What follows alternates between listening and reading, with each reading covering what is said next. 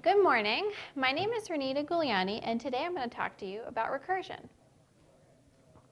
So why should you learn about recursion? Well, if you decide to pursue a career as a software engineer, you'll likely have to go through technical interviews, and these technical interviews include questions on computer science theory. Recursion is a computer science theory topic that is often covered in these interviews. Additionally, you need to understand recursion to understand some of the other topics that are covered in those interviews. So if you've heard of technical interviews before, you probably realize that there are plenty of resources and books out there for you to use to learn the material that you need to know. So maybe you're wondering why you should listen to this talk. Well, I think a lot of those resources are really great, but they're usually targeted at more advanced developers who have some background in computer science. My talk is different because I have designed it to be beginner-friendly. So a lot of people use the word beginner, and it means different things to different people, so I thought it'd be a little more specific. Really, all you need to understand to be able to understand this talk are how a for loop works and how an if statement works. That's good. So here's a list of things that I'm going to go over today. Now you notice two of the topics, the iteration and big O notation, they're not recursion or some kind of subtype of recursion, but I think that understanding these other topics helps you gain perspective on when and how you should use recursion. Okay, so what is recursion? Well, it's not just a computer science concept. Recursion occurs when something is defined in terms of itself or its type. So in math, that happens when the function that's on the left side is also on the right side of the equation. In computer science, that happens when the function you are writing calls itself. Okay, so let's forget about coding for a few minutes and just try to understand recursion conceptually. And let's talk about an example in math. Specifically, we are going to try to define factorial recursively. So before we can define factorial recursively, we need to make sure that we know what it is. So just in case you've forgotten this from your high school math days, the factorial of a non-negative integer is the product of all positive integers less than or equal to that integer. So for example, 5 factorial is 5 times 4 times 3 times 2 times 1. And 3 factorial is 3 times 2 times 1. Okay, so now that we know what a factorial is, how do we define it recursively? Well, we would need to define factorial in terms of another factorial. So to put a visual to it, we'll have an equation like this. So there'll be n factorial on the left and something on the right. In order for the definition to be recursive, there has to be at least 1 factorial on the right side of the equation. Okay, so to try to come up with this definition, we're going to need to look for a pattern. Let's see if we can identify it. So I made a slide here with a little hint. Okay, so I think that I see a pattern, but I don't know how to write it mathematically, so I'm going to write it in words first. So it looks like the factorial of a number is that number times the factorial of the number before that number. So it's a little bit tricky maybe for me to translate this to math, so I'm going to just kind of write some pseudo-math. So all I really did was add some underscores to that sentence to make it look a little more like a mathematical statement.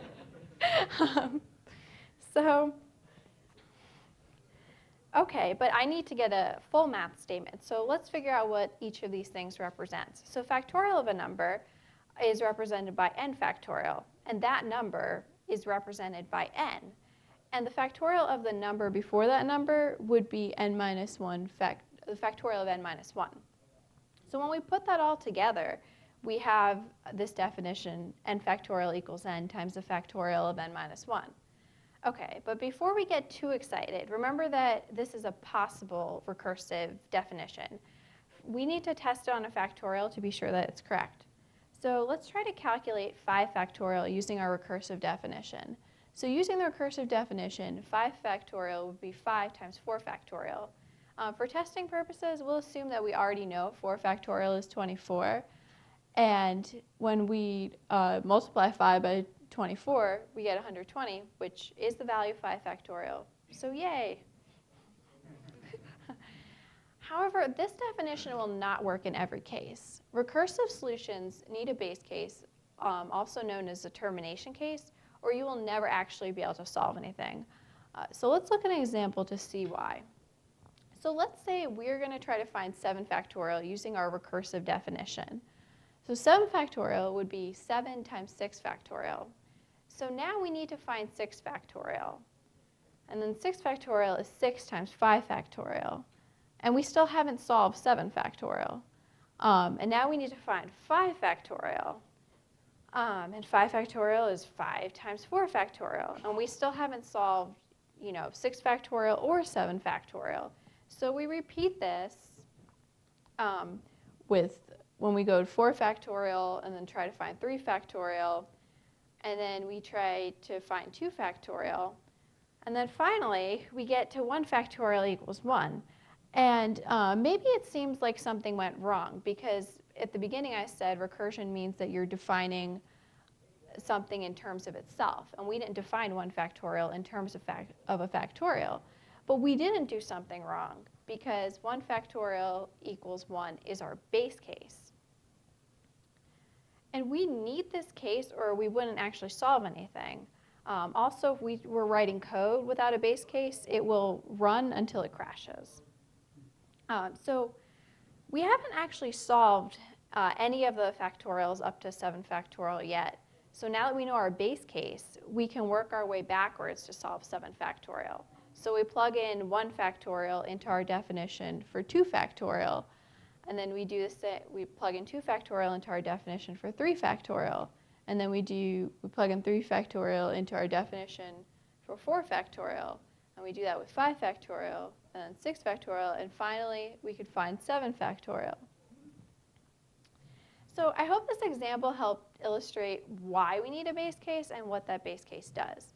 Also, we could have defined our base case as 0 factorial equals 1. For the purposes of this lesson, either definition works. So earlier we had this definition, n factorial equals n times the factorial of n minus 1. So if we add our base case to that, we have this complete definition, also known as a recurrence relation. So just to review the parts of our recursive definition, every recursive solution will have at least 1 base case and at least 1 recursive case. And some solutions will have more than 1 base case or more than 1 recursive case or more than 1 of each of them, but not with this example. Okay, so we have talked about a conceptual example of recursion with factorial. But this is a Python conference, so you probably want to see some code. So before we jump into code, let's just quickly review what we've discussed so far. So recursion occurs when something is defined in terms of itself or its type. And in computer science, this happens when a function calls itself. Recursive solutions have 2 parts, the base case and the recursive case. All right, so now we want a code example. So since we just discussed factorial conceptually, let's try to write code for it.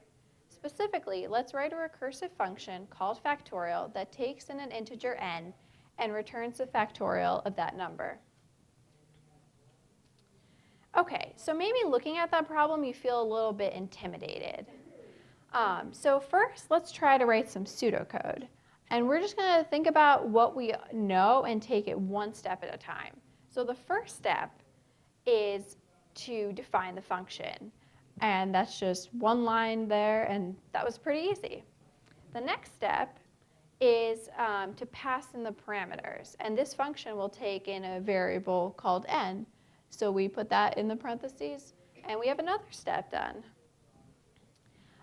Another thing we know is that the function will return the factorial of n. We decide to call this value result and write a return statement. Another thing that we know is that every recursive solution will have a base case and a recursive case. So all we did there was just add 2 comments to serve as placeholders for that code. Another thing that we know is that the base case is 1 factorial equals 1. So we translate this to code by writing a simple if statement. Another thing we know is our recursive definition for factorial is n factorial equals n times the factorial of n minus 1. So maybe this seems a little tricky to code, but remember, we're only writing pseudocode. So I'm just going to put that in there as is. Okay, so we've defined the function, passed in the parameters, returned the result, and defined the base case and the recursive case. So our pseudocode is done. And we only have one line in our pseudocode that isn't valid code. So let's translate this. Okay, so we want to figure out what each part of this equation corresponds to in our code.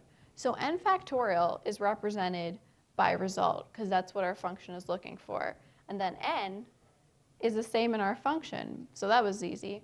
And then the factorial of n minus 1 would be the value of the factorial function with n minus 1 as input. And that's your recursive call. So once we add this line of code to our function, we're done. We solve factorial recursively. Okay, so when we just did the last problem, we broke it down into a lot of steps. So I listed out these steps so we could use them as guidelines for future problems. So the first part is to try to find the pattern so we can figure out what the recursive case is. So the first part of that is to identify a possible pattern. Then define it in words. Then you want to turn those words into pseudomath, and that was when I just kind of stuck the underscores in the sentence. Then you turn that pseudomath into a real math equation. Then you test this equation to make sure it's correct. And if it is, this is your recursive case. The second part is to figure out what your base cases are. Sometimes the problem will imply them, but they're the cases that cannot be defined recursively. The third part is to write pseudocode. And remember, you just want to take it one step at a time. So first, declare the function. Then you pass in your parameters. Then you write your return statement. Then you put comments in the body of the function to be placeholders for the base case and the recursive case. And then you attempt to write code for each of these cases. And if it's tricky, just write some pseudocode. Finally, you translate your pseudocode to code. So if you have any lines in your pseudocode that wouldn't be valid code, you translate them. Okay, so we are awesome because we solved a problem. So we're going to do another one. We are going to write a function that takes in an integer n and calculates the sum of all integers from 1 to n. So we're going to write this function recursively using the steps that we talked about. So first, we're going to try to figure out what the recursive case is. And since we first derive a mathematical definition, we'll just refer to our sum as f of n. So step 1a is to identify a possible pattern. And here's a hint. Okay, so I think I see a pattern, and the next step is to write the pattern in words. So to me, it looks like f of n equals n plus the solution for the number before n. And now step 1c is to turn those words into pseudomath, so I stuck my underscores in that sentence again. And now I want to do step 1d, which is to turn this definition into real math. And there's only one term that is not valid math, and this term is represented by f of n minus 1. So when we put that all together, we have the statement f of n equals n plus f of n minus 1. And step 1e is to confirm that this definition is correct. And I do this by finding f of 6. So that would be 6 plus f of 5. And for testing purposes, we'll assume that we know f of 5 is 15. And when we plug that number, when we plug it all in, it adds up to 21. And this is correct. So this is our recursive case. All right, so step 2 is to find the base cases. In this case, we have one base case, and that is when n equals 1. And this is because our sum goes from 1 to n. So for n equals 1, there would be nothing to add to 1. Like, we could not add sum of 0 because the whole problem is about sum from 1 to n. So 1 is our base case. So when we put those two parts together, this is our final definition of f of n. All right, so moving on to the third step, we're going to try to write some pseudocode. So again, we're going to take it one step at a time. And step 3a is to declare the function. Now, I didn't call this function sum because Python has a built-in function named sum, and it's not a good coding practice to name your functions the same thing as built-in functions. So I called it sum from 1 to n. Then we pass in the parameters, so we just put n in the parentheses. Then step 3c is to write a return statement, and we decide to call the value result, so we write one line of code for that. Then step 3d is to add comments to serve as placeholders for the base case and the recursive case. Then step 3e is to attempt to write code for each of these cases. The base case is easy, but the recursive case is a bit trickier. Since this is only pseudocode, I'll put the mathematical definition as a placeholder for now. Now, the fourth step is to translate any lines that aren't valid code. And again, we only have to translate one line. So f of n is represented by result in our code, and then n is the same as n. And f of n minus 1 would be represented by a recursive call to sum with n minus 1 as input. So once we add that line, well, we replace that line in our code. This is our recursive solution. So now we've finished another problem recursively. Okay, we are. We wrote two recursive functions, one for factorial and one for sum. So let's just take a step back and talk about technical interviews. In a real interview, you may be asked to solve a certain problem both recursively and iteratively. But often when you're learning these concepts in like maybe a computer science class or maybe a coding boot camp, you might study them separately.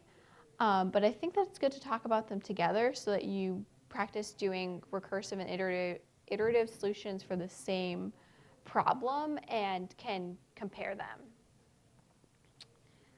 So I'm going to talk to you a little bit about iteration. So just to reiterate, iteration is not some kind of subtype of recursion. I just didn't want any confusion about that. They're two different techniques. And there's like a formal definition for iteration, but I think it might unnecessarily confuse people sometimes because all anyone really means when they say iteration is code that uses loops. So it could be like a for loop or a while loop. So if you're trying to remember the difference, like you're looking at a function, you're trying to figure out, oh, is this recursive or is it iterative? If it calls itself, that's recursion. If it uses loops, that's iteration. So now we have a basic idea of how recursion and iteration are different. Let's just look at an iterative solution for our factorial problem. And look, a loop. And then we can look at the recursive and the iterative solutions for factorial side by side. So here we have the recursive solution because it calls itself. And here, iteration, because there's a loop. So we can do the same thing with our sum problem. We can look at an iterative solution for our sum problem, and again, has a loop. And then we can look at the iterative and the recursive solutions for our sum problem side by side. So the recursive solution calls itself, and the iterative solution has a loop. Okay, so there are many ways to write functions that do the same thing. Like you could write a recursive solution, an iterative solution, but there might be more than one way to write a recursive solution or an iterative solution. So how do we decide which way is the best way to write it? Well, usually faster code is better. So it is useful to have a way to measure the runtime of a function. Now you might think, oh, maybe we should measure it in seconds or milliseconds, but computer programmers usually don't do that. And why don't they do that? To make your life harder. No, just kidding. Just kidding about that. Actually, it's because many factors about like the hardware and software on a computer can affect its runtime, like the speed of a processor and a lot of other things that we don't learn about because we're not hardware engineers. So the same code could have different runtimes even on like the same computer, you know, if there's other software running in the background when you run it one time and there's no other software running in the background when you run it a different time. So a measurement of time in like seconds or milliseconds isn't very useful to us as computer scientists. So instead, computer scientists measure how runtime grows as the size of the input increases. They do this using a form of asymptotic notation called big O notation. So here are a few basic rules about how this big O notation works. So unless otherwise stated, big O notation refers to the worst case. And worst case just means the kind of input that would lead to the longest runtime. So for example, if you were doing a problem like a problem about searching. The worst case would be if whatever you're searching for isn't in like the array or the list that you're searching through, because then you'd have to go through, you know, every element. The second rule is just kind of the syntax of how you write it. So it's like a capital O and there's parentheses, and then there's like a mathematical expression in the parentheses that represents the runtime. The third rule is how you read it. So the first bullet point, we read that as order of n or big O of n, and the second one would be read as order of log n or big O of log n. Another rule is that we drop constant terms. So like if a function's runtime grows at a rate of 2n as the size of the input increases, the constant is dropped and is considered to be order of n. So like there's no such thing as order of 2n in proper big O notation. And a fifth rule is to only keep the highest order term. So if you had like a function's runtime growing at a rate of n squared plus n plus log n, it is still order of n squared. And same thing if it was 7n squared plus 4n plus log n, because you both drop the constants and only keep the highest order term. So let's just forget about code for a minute again and try to imagine a conceptual example of big O notation. So let's say we have a bookshelf with n books, and they're not in any particular order. And maybe we want to purchase a copy of the latest Harry Potter book, but only if we don't already have one. And I guess we forgot if we bought it or not. So how long will it take us to search the bookshelf for the book in big O notation? So now we want to assume the worst case, and the worst case is if the book is not on the shelf. In this case, it would take n units of time because you would look through, you'd have to search every book. And it doesn't matter how many seconds it takes you per book because we're only concerned about how the runtime grows relative to the size of the bookshelf. So whether you had 100 books on the shelf or 1,000 books, it would still take n units of time. So this is written as order of n. And I just want to remind you, this is like a very brief introduction to big O notation, and I don't expect you, based on this very brief introduction, to be able to calculate the big O notation for a function based on this talk alone. So don't worry if you don't feel like you can't calculate big O notation yet. You should be able to. Not based on this, I mean. Okay. So maybe some of you are wondering which technique is better, recursion or iteration. Well, I'm actually not going to tell you right now, and I only made this slide to get you to start wondering in case you weren't wondering. So just think about that. Okay, so we're going to try one last problem, and this problem is the Fibonacci sequence. Specifically, write a function fib that takes an integer n and returns the nth Fibonacci number. And this is actually a real interview question that you might encounter. So when we did the factorial problem, we derived the mathematical definition ourselves. That was like steps 1 and 2 of our system of how to come up with a recursive, code. But I'm going to give you the definition this time. So So we seem to have three parts to this definition, unlike the two parts we had with our factorial definition and our sum definition. But we had discussed before that there can be more than one base case and more than one recursive case. So in this problem, we have two base cases. So let's come up with a recursive solution. Since we already have a mathematical recursive definition, like we're skipping steps 1 and 2 of our process and going on to step 3 and writing pseudocode. So the first part is to declare the function. Then we pass in our parameters.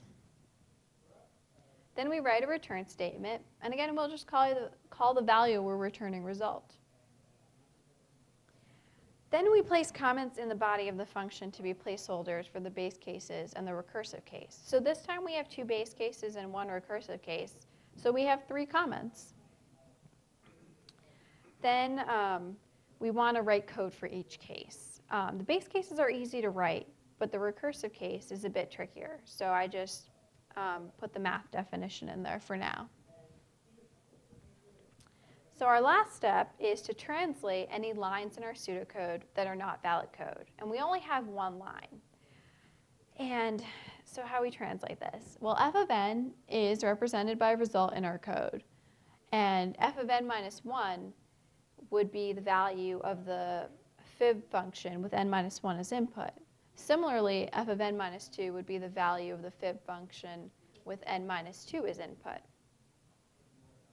So once we substitute that line once we replace that line in our pseudocode, we have a complete solution. So look, we did a third problem. And we can just take a peek at an iterative solution and see that there's a loop. Okay. So earlier we started to wonder whether recursion or iteration is a better technique. And the answer is that it depends. So some of the good things about recursion. Well, if you prepare for technical interviews, you will come across other data structures and algorithms that will be implemented nicely with recursion. Also, recursive solutions tend to look more elegant than iterative solutions. But there's a dark side to recursion. Even when the big O runtimes for the iterative solution and the recursive solution are the same, the recursive solution will be slower because all those function calls must be stored in the stack. And then there's an even darker side to using recursion. And this happens with our Fibonacci problem. So even if we forget about the issue of calls to the stack, we can just focus on the runtime of the recursive Fibonacci solution. The time complexity of the recursive solution is order of 2 to the n. And this is very bad. If you remember from like your math class days how an exponential function grows, it is grows very quickly, which means the runtime increases very quickly, which means that your program would run very slowly. So to understand why the solution is order of 2 to the n, we're going to look at a recursion tree. So if we are trying to calculate fib, if we are trying to calculate Fibonacci and we're passing in 4 as our input, to calculate that, we need to calculate fib of 3 and fib of 2. And then to calculate fib of 3, we need to calculate fib of 2 and fib of 1. And to calculate, for each of, there's a lot of redundant calculations going on here throughout this tree, because even though, we don't calculate just fib of 1 or fib of 0 once. We calculate it each time we need it for another Fibonacci calculation. So the reason this big O runtime is order of 2 to the n is because every time n increases by 1, the number of calculations the program does roughly doubles. So if we were just calculating fib of 3, we would just have half this tree. So if we were trying to calculate fib of 5, well, that probably wouldn't even fit on a slide, which is why I didn't show it to you. So, okay. So if you do have this problem in an interview, after you code your iterative solution and your recursive solution, the interviewer might ask you some follow-up questions. So one of these follow-up questions is, which solution to the Fibonacci problem is faster? And the answer is the iterative solution. It has a runtime of roughly order of n, which is far better than the runtime of the recursive solution, order of 2 to the n. Basically, anything is better than exponential runtime. And then your second question, assuming that big O runtime is the same, which is faster, recursion or iteration? And like we discussed earlier, usually it's iteration because recursion requires repeated calls to the stack. Okay, so questions? Yes? Can you talk about why some people think that the iterative is n squared? Oh, yes. Okay.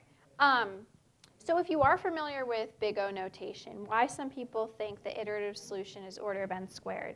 So if we go back to the iterative solution, so most people would think, okay, it's order of n because you go through the for loop roughly n times. But the reason some people think it's order of n squared is that as n gets really large, the number is so big that it has order of n digits in it. So each time you're at grabbing that number, it's like an order of n calculation in itself. So yeah, so you're doing it within the for loop. So when n gets really big. But that, I feel like that confuses some newer people. I mean, it kind of confused me. So, but yes, that's why some people consider it to be order of n squared. And I guess that's the thing about big O notation with it kind of being an approximation. There's sometimes room for, disagreement amongst computer scientists. Other questions? Yes? When would recursive be quicker? Like, when would you want to use? When would you want to use recursion? Like in real life? Yeah, like when would it be the faster solution? If it has a better big O runtime, then it might be the better solution. I can't recall an instance that I've actually used it at work, but some people have. Yes.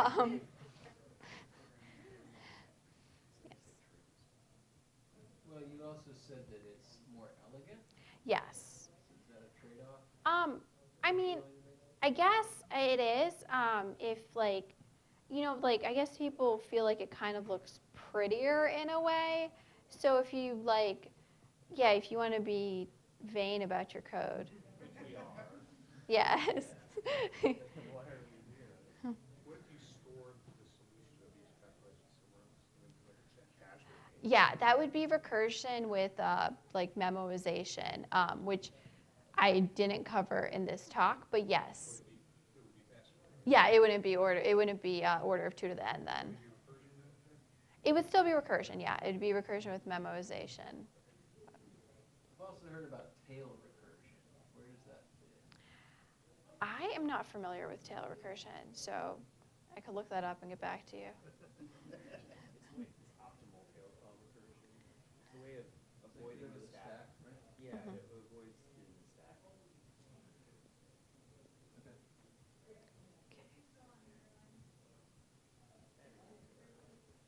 Sorry?